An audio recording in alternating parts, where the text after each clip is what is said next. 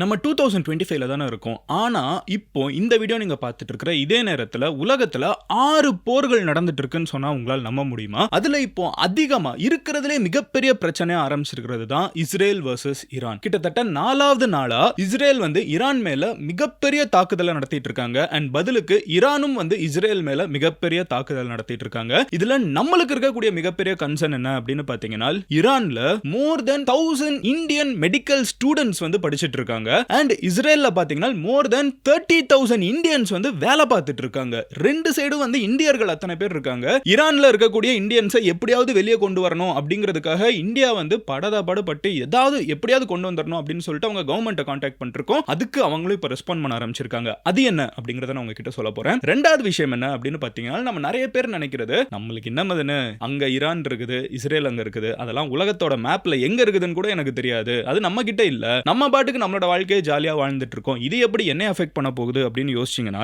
உங்களுக்கு ஒரு reality check கொடுக்குறேன். பெட்ரோல் டீசல் விலை வேர்ல்டு ஃபுல்லா இன்க்ரீஸ் ஆக போகுது. இன்க்ளூடிங் நம்ம ஊர்ல நம்ம பெட்ரோல் போடக்கூடிய உங்க பக்கத்து பங்க் வரைக்கும் ஈரானுக்கும் இஸ்ரேலுக்கும் பிரச்சனை நடக்கிறதுனால விலை ஏற போகுது. பெட்ரோல் விலை ஏறுச்சுன்னா ஓலா, ஊபர், ராபிடோ அண்ட் சொல்லவே வேணாம் நம்ம ஆட்டோன்னு எல்லாரும் விலை ஏத்துவாங்க. இதெல்லாம் விலை ஏறுச்சுன்னா அடுத்து ட்ரக், லாரி அவங்களும் விலை ஏத்துவாங்க. அவங்களும் பெட்ரோல் போட்டு தான் வராங்க. அப்போ இதுல வரக்கூடிய குட்ஸான தக்காளி, வெங்காயம், காலையில ஊத்துற பால் வரைக்கும் விலை 1-2 ரூபாய் இன்க்ரீஸ் ஆக வாய்ப்பு இருக்குது. சோ மொத்தமா அங்க தொட்டு இங்க தொட்டு நம்மளோட அன்றாட வாழ்க்கையில நம்ம சாப்பிடுற சாப்பாடுல இருந்து நம்ம போகிற வண்டி வரைக்கும் எல்லாத்தோட விலையுமே இன்க்ரீஸ் ஆகிறதுக்கு இந்த இஸ்ரேலும் ஈரானும் சண்டை போடுறது காரணமா இருக்க போகுது. அது எப்படின்னு உங்ககிட்ட சொல்ல போறேன். அண்ட் முக்கியமான ஒரு விஷயம், இஸ்ரேலுக்கும் ஈரானுக்கும் நடுவுல தான் இந்தியாவோட 1 கோடி மக்கள் வாழ்ந்துட்டு இருக்காங்க.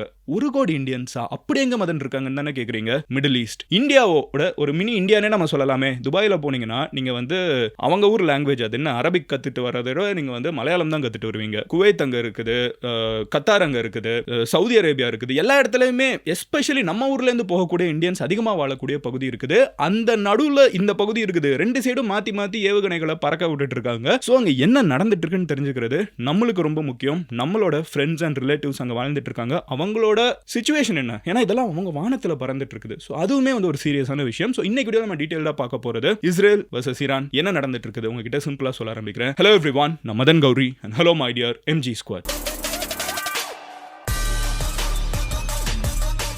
ஃபர்ஸ்ட் விஷயம் என்ன அப்படின்னு பார்த்தீங்கன்னா, நான் இப்போ அங்கே என்ன நடந்துட்டு இருக்குங்கிறத சொல்ல ஆரம்பிச்சிடுறேன். இஸ்ரேல் அப்படிங்கிற இந்த ஒரு கண்ட்ரி இவ்வளோ நாள் ஹமாஸ் அப்படிங்கிற அமைப்பு, காசா அப்படிங்கிற ஒரு சின்ன பகுதி, இந்த பகுதியில் இருக்கக்கூடிய ஹமாஸ் அப்படிங்கிற அமைப்போட சண்டை போட்டுட்டு இருந்தாங்க. இது கிட்டத்தட்ட 2 வருஷமா போயிட்டு இருக்குது. நம்ம நியூஸ் ஃபாலோ பண்ணிட்டு இருக்கோம். இந்த சைடு அதே மாதிரி இஸ்ரேல் பார்த்தீங்கன்னா ஹவுதீஸ் அப்படின்னு சொல்லப்படக்கூடிய ஒரு அமைப்போட சண்டை போட்டுட்டு இருக்காங்க. ஸோ இவ்வளோ நாள் அமைப்புகளோட, ஓகேவா, ஹமாஸ், ஹவுதீஸ் இந்த மாதிரி அமைப்புகளோட சண்டை போட்டுட்டு இருந்த இஸ்ரேல் இப்போ என்ன சொல்றாங்கன்னா, இவங்க கூட சண்டை போட்டு இவங்க எல்லாத்தையும் நாங்க வீக் ஆக்கிட்டோம். அடுத்து நாங்க எங்க போக போறோம்னா, இவங்க எல்லாத்தையும் வளர்த்து விடுறது யாரு? இந்த அமைப்புகள் எல்லாத்தையும் வளர்த்து விடுறது யாருன்னு பாத்தீங்கன்னா ஈரான். ஈரானுக்கும் இஸ்ரேலுக்கும் நடுவுல பார்டரே கிடையாது. நான் சொன்ன மாதிரி நடுவுல இருக்கக்கூடிய கண்ட்ரீஸ் எல்லாம் நம்ம ஆளுங்க வாழக்கூடிய ஊர்கள், ஓகேவா? அவங்க ரெண்டு பேருக்கும் நடுவுல கிட்டத்தட்ட 2000 கிலோமீட்டர் கேப் இருக்குது. ஆனா இஸ்ரேல் என்ன சொல்றாங்கன்னா, இவங்க தான் இவங்களுக்கு எல்லாம் ஃபண்ட் பண்ணிட்டு இருக்காங்க. அதனால நாங்க அவங்களோட ஊர்ல போய் அவங்க ஊர்ல இருக்கிற இந்த மாதிரி முக்கியமான இடங்கள் எல்லாத்தையும் நாங்க வீக் ஆக்க போறோம். ஏன்னா இப்ப அடுத்தவங்க என்ன பண்றாங்கன்னா, இவங்க எல்லாம் ஏன் இங்க இருக்கக்கூடிய அமைப்புகளுக்கு காசு கொடுத்து அவர் சப்போர்ட் பண்ணி ஆயுதம் கொடுத்து வளர்த்து விட்டாங்க இவ்வளவு நாள்? இஸ்ரேலுக்கு எதிராக இவங்க எல்லாம் ஏன் வேலை பார்த்துட்டு இருந்தாங்க? இந்த அமைப்புகள்லாம் வேலை பார்க்கறாங்க.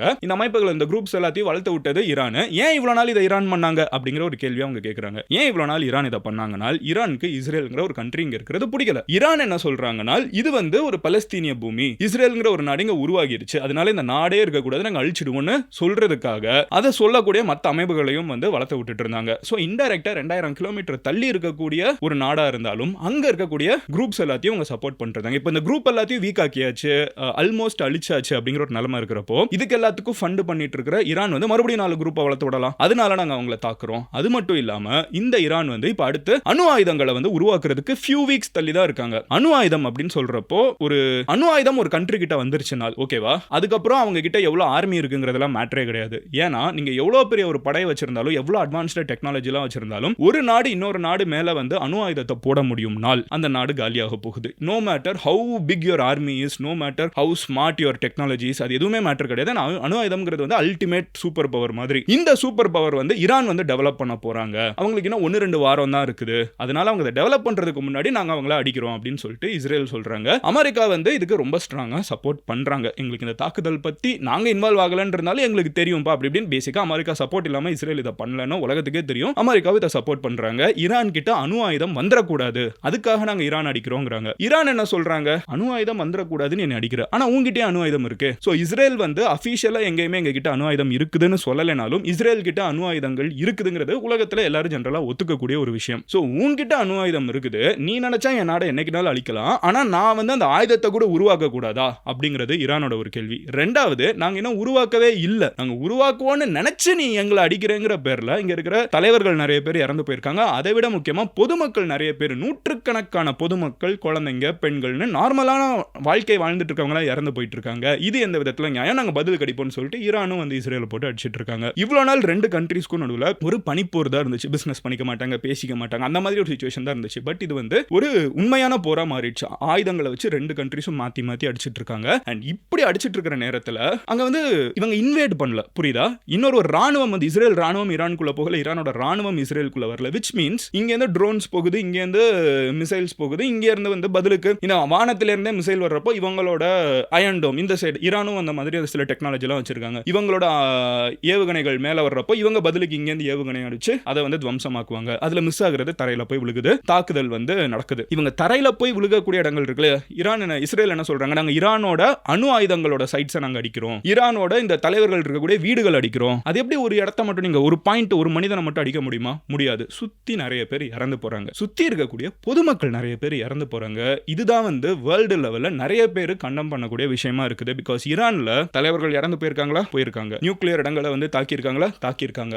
ஆனா மோர் தென் 200க்கும் மேற்பட்ட பொதுமக்கள் வந்து இறந்து போயிருக்காங்க. ஓகேவா? அதே மாதிரி ஈரான் வந்து மறுபடியும் இஸ்ரேல் மேல எடுக்கக்கூடிய தாக்குதலையும் பொதுமக்கள் நிறைய பேர் இறந்து போயிருக்காங்க. அஃப்கோர்ஸ் அது வந்து நூற்றுக்கணக்கான நம்பர் இல்லைனாலும் நூற்றுக்கணக்கான பேர் காயப்பட்டிருக்காங்க, இங்கேயும் பொதுமக்கள் இறந்து போயிருக்காங்க. சோ இதுக்கு நடுவுல இந்தியாவோட அச்சம் என்ன, நம்ம நாட்டோட அச்சம் என்னன்னு பாத்தீங்கன்னா, இந்த பொதுமக்களோட பொதுமக்கள் அங்க வாழ்ந்துட்டு இருக்கிறது இந்தியர்களும் இருக்காங்க. ஈரானோட கேஸ்ல ஈரான்ல போய் படிச்சுட்டு இருக்கக்கூடிய இந்தியன் மெடிக்கல் ஸ்டூடெண்ட்ஸ் இருப்பாங்க, அவங்களோட கேம்பஸ் கிட்டே நிறைய இடத்துல வந்து குண்டுகள் விழுந்திருக்குது. அதே மாதிரி இஸ்ரேல்ல பாத்தீங்கன்னா நம்மளோட இந்தியன்ஸ் அங்கேயும் இருக்காங்க, ஆயிரக்கணக்கில் வேலை பார்த்துட்டு இருக்காங்க, இங்க ஆயிரக்கணக்கில் படிச்சுட்டு இருக்காங்க. இந்தியன்ஸ் வந்து இங்க அதிகமா மக்கள் வந்து அங்க போய் எக்ஸ்ப்ளோர் பண்ணக்கூடிய ஒரு கம்யூனிட்டி, அங்க போய் ஒர்க் பண்ணக்கூடிய ஒரு கம்யூனிட்டி. அப்போ இந்த இந்தியர்களுக்குலாம் நம்ம நாட்டில இருந்து அவங்க போய் வேலை பார்த்தாலும் அவங்க ஸ்டில் இந்தியன்ஸ் தானே, அவங்கள பாதுகாக்க வேண்டியது நம்மளோட வேலைங்கிறதுனால இங்க இருக்கக்கூடிய அப்பா அம்மா வந்து இந்தியன் கவர்மெண்ட் கிட்ட ஒரு மிகப்பெரிய ரெக்வெஸ்ட், அங்க இருக்கிற எங்களோட ஸ்டூடெண்ட்ஸை திருப்பி கொண்டு வாங்க. உக்ரைனுக்கும் ரஷ்யாவுக்கும் போர் ஆரம்பிக்கிறதுக்கு முன்னாடி அங்க அவ்வளவு மெடிக்கல் ஸ்டூடெண்ட்ஸ் படிச்சுட்டு இருந்தாங்க. அப்போ கூப்பிட்டு வந்தவங்க இன்னும் திருப்பி போகாம நிறைய பேர் இருக்காங்க. சோ இங்கெல்லாம் படிக்கக்கூடிய ஸ்டூடெண்ட்ஸோட அப்பா அம்மா இருந்துகிட்டு தயவு செஞ்சு எங்க பசங்களை கூப்பிட்டு வந்துருங்க, படிப்பு கூட அப்புறமா பாத்துக்கலாம், உங்களோட உயிருக்கு உத்தரவாதம் இல்லை, நீங்க கூப்பிட்டு வந்துருங்கன்னு சொல்றப்போ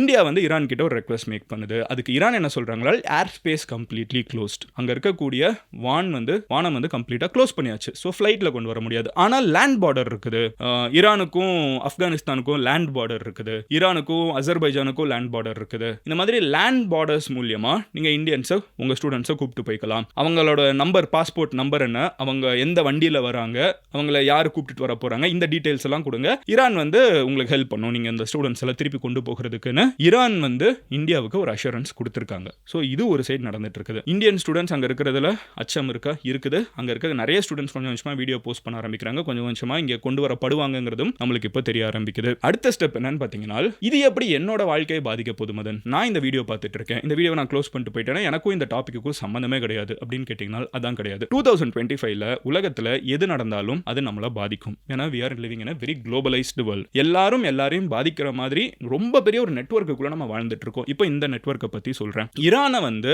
அமெரிக்கா வளர விடக்கூடாதுன்னு சொல்லிட்டு ரொம்ப வருஷத்துக்கு முன்னாடியே யோசிச்சிட்டாங்க. மதன், நான் தக்காளி வெங்காயம் வாங்குறதுக்கும் அமெரிக்கா ஈரானை வளர விடக்கூடாததுக்கும் என்ன சம்பந்தம் தானே கேட்பீங்க. அவ்வளோ கனெக்டடா இருக்குது, புரிஞ்சுக்க ட்ரை பண்ணுங்க, கண்டிப்பா புரிஞ்சுப்பீங்க. நீங்களா ஸ்மார்ட், முடிஞ்ச அளவுக்கு நான் சிம்பிளா சொல்றேன். சோ அமெரிக்கா வந்து ஈரானை வளர விடக்கூடாதுன்னு ரொம்ப வருஷத்துக்கு முன்னாடியே முடிவு பண்ணிட்டாங்க. ஈரான் வளரக்கூடாதுன்னு அமெரிக்கா முடிவு பண்ணது மட்டும் இல்லாம அதை சுத்தி இருக்கிற சொந்த கண்ட்ரீஸே இருக்காங்கல்ல, லைக் இஸ்லாமிய நாடுகள் தான். சவுதி அரேபியாவுக்கு வந்து ஈரான் பெருசா வளர வேணாம், துபாய்க்கு வந்து ஈரான் பெருசா வளர வேணாம். சோ அங்க இருக்கிற கண்ட்ரீஸே நிறைய பேர் ஈரான் வளரக்கூடாதுன்னு நினைக்கிறாங்க. ஏன்னா இந்த நாடுகளுக்கெல்லாம் நான் தான் தலைவன், ஈரான் என்ன புதுசா தலைவனாயிட்டு இருக்கான்னு ஈரான் அவங்களுக்கும் பிடிக்கல. ஆனா ஈரானுக்குன்னு ஒரு பயங்கரமான ஸ்ட்ராங் பேஸ் இருக்குது. ஈரானுக்கு வந்து ரஷ்யாவோட நல்ல ரிலேஷன்ஷிப் இருக்குது, ஈரான் வந்து சைனாவோட நல்ல ரிலேஷன்ஷிப் இருக்குது. சோ இதெல்லாத்தையும் வச்சுக்கிட்டு இத்தனை வருஷமா ஈரான் வந்து வந்து அமெரிக்கா என்னதான் சாங்ஷன் போட்டு பிசினஸ் பண்ணாத இதை பண்ணாதன்னு சொல்லி மிரட்டிலாம் வச்சாலும் ஈரானோட வளர்ச்சியை வந்து ஒரு அளவுக்கு மேல தடுக்க முடியல. Iran was a crazy successful country, ஓகேவா? அந்த அளவுக்கு இன்னைக்கு இல்லைனாலும் ஈரான் வந்து ஆனா இன்னும் சஸ்டெயின் ஆயிட்டு இருக்குது. And it's a powerful country because of geography also. நீங்க ஈரானோட எல்லா சைடும் பாத்தீங்கன்னா மலைகள் இருக்கும், அதுக்கு ஈஸியா வந்து உள்ளுக்குள்ள யாரும் போக முடியாது. ரொம்ப வருஷமா வந்து நிறைய பேர் ஈரானை போய் கேப்சர் பண்ணணும்னு நினைச்சு ஆயிரக்கணக்கான வருஷமா வரலாறுல நீங்க பெர்ஷியாவோட எம்பையர் அவங்க இத்தனை வருஷமா யாரும் பெருசா பிடிக்க முடியல, யாரும் பெருசா அவங்கள டாமினேட் பண்ண முடியல. அதுல இப்போ இருக்கக்கூடிய ஈரானை வந்து அவங்க பெருசா யாருமே வந்து பெருசா புலி பண்ண முடியல. ஏன்னா அவங்க பேரலா என்ன பண்ண ஆரம்பிச்சிட்டாங்கன்னா ரஷ்யா கூடயும் சைனா கூடயும் டைஅப்பும் போட்டு வைக்க ஆரம்பிச்சிட்டாங்க, ஓகேவா? ஸோ இப்படி இந்தியா கூட வந்து ஈரானுக்கு ஓரளவுக்கு நல்ல ஃப்ரெண்ட்ஷிப் இருக்காங்க. சாபஹார் ஏர்போர்ட், நாங்கள் சீ போர்ட் நம்ம கட்டிட்டு இருக்கோம். At the same time India Israel கூட relationship. India is a neutral spectator இந்த சிச்சுவேஷன்ல. இந்தியா விட்டுருங்க. பட் ஈரான் வந்து தெளிவா அவங்களுக்கு என்ன தேவையோ இவ்வளவு வருஷம் அதை பில்ட் பண்ணிட்டே இருக்காங்க. ஈரானோட மிகப்பெரிய ஒரு காரணம் என்ன? இப்போ ஏன் இந்த கண்ட்ரீஸ் எல்லாம் இவங்க கூட ரிஸ்க் எடுத்து இருந்தாலும் பரவாயில்ல ஃப்ரெண்டா இருக்கணும்னு சொல்லணும். ஈரானோட ஆயில். ஈரான் வந்து உலகத்தில் இருக்கக்கூடிய one of the biggest oil producers. And ஆயிலை வந்து ஈரான் கண்ட்ரோல் பண்ணக்கூடிய பகுதிகள் இருக்குல்ல, கடல் பகுதிகள், அந்த வழியா தான் வந்து வேர்ல்டுல இருக்கக்கூடிய 5% ஆயிலே வந்து சப்ளை ஆயிட்டு இருக்குது. ஈரான் நினைச்சா அதை நிறுத்தி வச்சுட்டாங்கனாலே உலக அளவில் இருக்கக்கூடிய ஆயில் விலை வந்து நினைச்சிட்டாங்க நிறுத்தி வைக்கணும்னு கூட அவசியம் இல்லை, நிறுத்தி வைக்கலாம்னு யோசிக்க ஆரம்பிச்சா கூட உலக அளவில் வந்து ஆயில் விலை இன்க்ரீஸ் ஆகும். ஆயில் விலை இன்க்ரீஸ் ஆச்சுன்னா பெட்ரோல் டீசல் விலை இன்க்ரீஸ் ஆகும். பெட்ரோல் டீசல் விலை இன்க்ரீஸ் ஆச்சுன்னா அது போடுற எல்லா வண்டியுமே வந்து ஒரு இடத்துல இன்னொரு இடத்துக்கு போயிட்டு வர விலை அதிகமாகும். அப்படி போயிட்டு வர விலை அதிகமாக ஆரம்பிச்சுன்னா நீங்க ஒரு இடத்துல இன்னொரு இடத்துக்கு போக வேண்டிய ஆட்டோல இருந்து, பைக்ல இருந்து, கார்ல இருந்து எல்லாத்துலயும் விலை அதிகமாகும். அது ஊபரா இருக்கட்டும், ரேபிடோவா இருக்கட்டும், ஓலாவா இருக்கட்டும், ஆட்டோ என்கிட்ட நெகோசியேட் பண்ணீங்கன்னா அடுத்த தடவை அவர் சொல்லக்கூடிய முதல் வார்த்தை பெட்ரோல் விலை ஏறிடுச்சுன்னு சொல்லிட்டு எக்ஸ்ட்ரா $100 வாங்குவாரு. ஸோ இது எதையுமே நீங்க கண்ட்ரோலே பண்ண முடியாது. அந்த அளவுக்கு வந்து இது ஒரு ஸ்பைரலிங் எஃபெக்டா எல்லாரையுமே பாதிக்கும். இது மட்டும் இல்ல, தக்காளி வெங்காயம் உங்களுக்கு எப்படி வருது? அது எங்கேயோ மதுரையிலயோ சேலத்திலயோ விளைய வைக்கிறாங்க. கேரட் கொடைக்கானல்ல இருக்கு. அது எல்லாத்தையும் ஒரு ட்ரக் உங்ககிட்ட இறக்கி வந்து தானே உங்க ஊருக்கு கொண்டு வருது. இந்த கொண்டு வர வழியில இருக்கக்கூடிய எல்லா செலவுமே வந்து எங்க இருக்குது? Petrol diesel. இந்த பெட்ரோல் டீசல் விலை இன்க்ரீஸ் ஆச்சுன்னா உங்க தக்காளி வெங்காயம் விலை இன்க்ரீஸ் ஆகும். இது உங்ககிட்ட வந்து கொடுக்க வேண்டிய இடம் இருக்குல்ல, ஸ்விக்கி ஜொமேட்டோ, நீங்க அதில் ஆர்டர் பண்றீங்க, ஜெப்டோ அதெல்லாம் ஆர்டர் பண்ணீங்கன்னா கூட அவனும் உங்ககிட்ட 2 வீலர்ல தான் கொடுக்க போறான். சர்வீஸ் சார்ஜை இன்க்ரீஸ் பண்ணுவான். ஸோ எல்லா இடத்துலையுமே வந்து நம்ம நினைச்சு கூட பார்க்க முடியாத அளவுக்கு இந்த விலைகள்லாம் இன்க்ரீஸ் ஆகும். அண்ட் இது உலகத்தில் இருக்கிற யாருக்குமே நல்லது கிடையாது. இது எவ்வளோக்கு எவ்வளோ இந்த போர் வந்து சீக்கிரமா முடியுதோ, ஆயில் விலை எல்லாம் இன்க்ரீஸ் ஆகாம இருக்கோ, அது உங்களுக்கு எனக்கு நம்மளோட வாழ்க்கையில் எனக்கு வேர்ல்ட்ல என்ன நடந்தா என்ன மாதிரி நான் என் வாழ்க்கையை பார்த்துட்டு போறேன்னு நினைச்சா கூட உங்களுக்கு இது முக்கியமான ஒரு விஷயம் தெரிஞ்சுக்கோங்க. அண்ட் மூணாவது முக்கியமான ஒரு விஷயம், 1 கோடி Indians, 1 crore Indians are living in Middle East, ஓகேவா? அது வந்து ஒரு மினி இந்தியா தான். மிடில் ஈஸ்ட் வந்து நான் போறப்போ ஒவ்வொரு டைமும் வந்து நான் அரப்காரனை பார்க்குறேனோ இல்லையோ, இறங்குனதுல இருந்து மறுபடியும் ஃபிளைட் ஏறுற வரைக்கும் இந்தியன்ஸ் தான் எல்லா இடத்துலையும் பார்ப்போம். எல்லா இடத்துலையும் இந்தியன்ஸ் தான் இருக்காங்க. ஸோ நம்ம வந்து என்ன சொல்ல, வெள்ளக்காரங்க வந்து கஷ்டப்பட்டு ஒரு நாட்டை போய் பிடிச்சாங்கன்னா நம்ம இஷ்டப்பட்டு அவனே கூப்பிட்டு அவன் நாட்டை போய் கேப்சர் பண்ணிருக்கோம். அந்த அளவுக்கு வந்து இந்தியா வந்து மிடில் ஈஸ்ட்ல ஒரு நல்ல இன்ஃப்ளூயன்ஸை வச்சுட்டு இருக்காங்க. பட் அவங்களோட இருக்கக்கூடிய சார் இதெல்லாம் வந்து few hundred kilometers தான், ஓகேவா? ஈரானோட பார்டர்ல இருந்து, இஸ்ரேலோட பார்டர்ல இருந்து. அப்படி இருக்கிறப்போ அந்த இடத்துல இவ்வளோ பெரிய மாத்தி ஏவுகணைகள் போறதெல்லாம் ஒரு நல்ல விஷயம் கிடையாது. 2 கண்ட்ரீஸ் நடுவில் ஈராக்னு ஒரு கண்ட்ரி வேற இருக்குது, சவுதி அரேபியா இருக்குது, துபாய் கொஞ்சம் தூரம் தான் தள்ளி இருக்குது. இதுக்கெல்லாம் ஏதாவது ஒன்று ஸ்லிப் ஆகி வந்துருச்சுன்னா இதெல்லாம் வந்து மெஷின்ஸ் தானே. மெஷின்ஸை வந்து எப்படி ப்ரோக்ராம் பண்ணாலும் அது அப்படி போய் அடிக்க போகுது. 1-2 மால் ஃபங்க்ஷன் ஆகும். அப்படி தெரியாமல் இங்கே வந்து விழுந்துருச்சுன்னா இதெல்லாம் கேட்கறதுக்கே நல்லா இல்லை, கரெக்டா? ஸோ அந்த மாதிரி இருக்கிற நேரத்தில் இவ்வளோ இந்தியன்ஸும் எஸ்பெஷலி இருக்கிறப்போ it's a personal problem for all of அஸ்ங்கிறத தெரிஞ்சுப்போம். ஸோ இதெல்லாம் தாங்க நடந்துட்டு இருக்குது. உங்ககிட்ட முடிஞ்ச அளவுக்கு சிம்பிளா இது ஏன் நம்மளுக்கு ஒரு பிரச்சனைங்கிறதையும் எக்ஸ்பிளைன் பண்ணியிருக்கேன். உங்க ஃப்ரெண்ட்ஸ் யாராவது இந்த மாதிரி உலகத்தில் நடந்துட்டு இருக்கு, அது நம்மளை எப்படி பாதிக்குது, இதனால நம்மளுக்கு எப்படி சின்ன சின்ன விஷயம் வரைக்கும் அஃபெக்ட் பண்ணுங்கன்னு யோசிக்கக்கூடிய ஒரு குளோபல் பர்சனாக இருந்தாங்கன்னா, உங்க ஃப்ரெண்ட்ஸ் யாராவது இந்த மிடில் ஈஸ்ட்ல வாழ்றவங்களா இருந்தாங்கன்னா, வேலை பார்த்துட்டு இருக்கவங்களா இருந்தாங்கன்னா, அவங்களோட ஃபேமிலி குரூப்ஸ்ல இது போட்டிங்கன்னா எவ்வளோ கஷ்டப்பட்டு நமக்காக அங்கே போய் உழைச்சிட்டு இருக்காங்கிறது ஒரு முக்கியமான ஒரு விஷயம், கரெக்டா? மோஸ்ட் ஆஃப் த டைம் அதை ரியலைஸ் பண்ண மாட்டேங்கிறோம். எஸ்பெஷலி இந்த மிடில் ஈஸ்ட்ல எல்லாம் போய் வேலை பார்க்குறப்போ நம்மளோட ரிலேட்டிவ்ஸ், நம்மளோட அப்பா அம்மா அண்ணன் தங்கச்சி அக்கா இங்கே நம்ம நல்லா இருக்கணுங்கிறதுக்காக இன்னொரு நாட்டில் போய் போர் சத்தத்துக்கு நடுவுலலாம் வேலை பார்த்துட்டு இருக்காங்க. கிரேசி. ஸோ சீக்கிரமாக இதெல்லாம் நிறுத்தி வைக்கப்படணும். அவங்க இவ்வளோ நாள் நம்மளுக்கு பண்ணக்கூடிய சாக்ரிஃபைஸ் இந்த ஒரு மொமெண்ட்டில் கூட we can take it as a lots of thank you. அங்கே வந்து போர் நடக்குதுன்னு சொல்லலை, ஆனால் அவங்கள சுற்றி நடந்துட்டு இருக்குது, அதுக்குள்ளே இவங்க இருக்காங்கிறது ஒரு டென்ஷனான ஒரு ப்ராஸ்பெக்ட் தான். புரிஞ்சில்ல? ஓகே, நாளைக்கு நான் உங்களோட ஒரு வீடியோவில் பார்க்குறேன். அண்ட் இந்த மாதிரி வேறு ஏதாவது டாபிக் நீங்கள் இன்டர்நேஷனலாக நடக்கிற விஷயங்களை நீங்கள் இங்கிலீஷில் தெரிஞ்சுக்கணும் அப்படின்னு நினச்சிங்கன்னா இன்ஸ்டாகிராமில் மதன் கோரின்னு சொல்லி சர்ச் பண்ணுங்க. It's verified profile. நீங்கள் ஈஸியாக வந்து ஃபாலோ பண்ண முடியும். அண்ட் அடுத்து நான் என்ன பேசணுங்கிறதையும் இங்கே கமெண்ட் செக்ஷனில் சொல்லுங்கள். அண்ட் நீங்கள் MG ஸ்குவாடில் சேரலைன்னா சேர்ந்துருங்க, அப்படி சப்ஸ்கிரைப் அமைக்கி. அப்போனா தான் வந்து நான் பேசக்கூடிய எல்லா டாபிக்கும் உங்களுக்கு வந்து கரெக்டாக யூடியூப் அல்கோரிதம் வந்து சேர்க்கும். ஓகேவா? ஜாயின் பண்ணிங்களா MG ஸ்குவாடில்? Okay, love you all, take care, bye, cheers MGs.